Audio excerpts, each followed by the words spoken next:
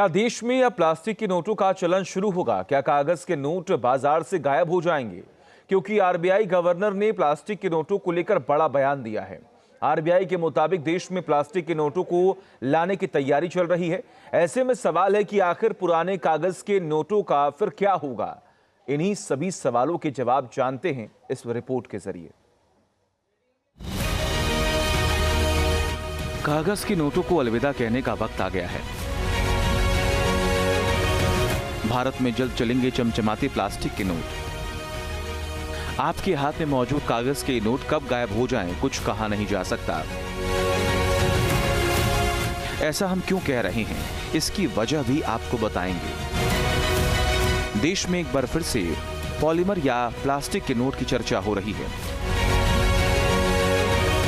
मुंबई में आरबीआई की monetary policy committee की बैठक हुई, जिसमें खुद आरबीआई गवर्नर संजय मल्होत्रा ने प्लास्टिक के नोटों पर तस्वीर साफ कर दी है। आरबीआई के मुताबिक देश में पॉलीमर या प्लास्टिक के नोट लाने की तैयारी चल रही है और जल्द ही इस पर फैसला भी आ सकता है। जहां तक बात है वो प्रस्ताव विचाराधीन है। अभी जैसे ही कोई इसके ऊपर में निर्णय लिया जाएगा हम आपको बताएंगे। Proposal is under consideration, for those, because this has not been asked in English. Proposal is under consideration. So whatever news articles have come, there is some truth in it, but there is no decision. It's only under consideration. We are examining the pros and cons of it, and whether it will be worthwhile to do it. It's still at a preliminary stage.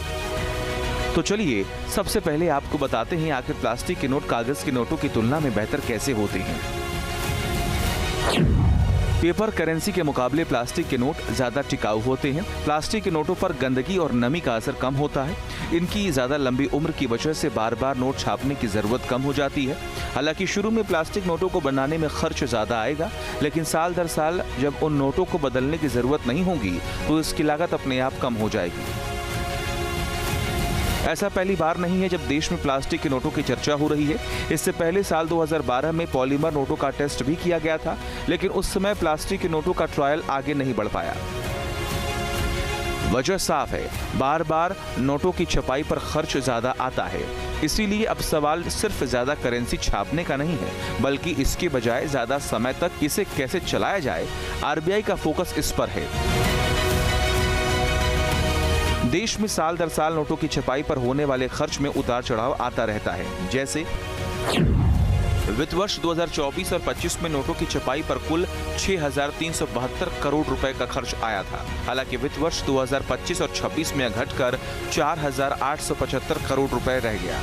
लेकिन वित्त वर्ष 2016-17 में नोटों की छपाई का खर्च बढ़कर 7,965 करोड़ रुपए तक पहुंच गया था। जाहिर है पेपर करेंसी की छपाई तक समस्या तो है ही, इससे भी बड़ी परेशानी उन खराब और गंदे नोटों से होती है जिन्हें लगातार बदलने की जरूरत पड़ती है। रिपोर्ट्स के मुताबिक वित्त वर्ष 2025 और 26 में चलन से हटाए गए कुल नोटों में से अधिकतर हिस्सा 500 रुपए के नोटों का है, जिनमें 598 करोड़ से ज्यादा नोट हटाए गए थे, जबकि 100 रुपए के 581 करोड़ नोटों को हटाया गया था।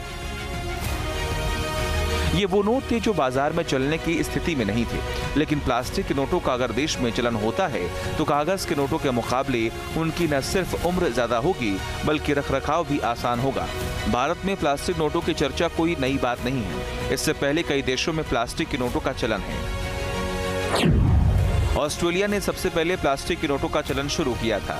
इसके बाद Canada, Britain, Singapore, Malaysia, Thailand, Indonesia और रोमानिया समेत करीब 60 देशों में पॉलीमर करेंसी का इस्तेमाल किया जा रहा है। बहरहाल आरबीआई अभी प्लास्टिक के नोटों पर विचार कर रहा है, लेकिन प्लास्टिक के नोटों की योजना हकीकत में कब तब्दील होगी, इस पर कुछ भी कहना जल्दबाजी होगी। लेकिन एक बात तो साफ होती दिख रही है, देश में अगले कुछ सालों में कागज के नोटों की छुट्टी होने वाली है।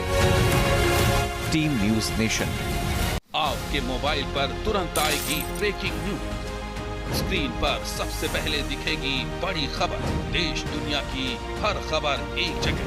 अब आपके मोबाइल पर तुरंत फटाफट इंस्टॉल कीजिए न्यूज नेशन ऐप और रखिए खुद को अपडेट।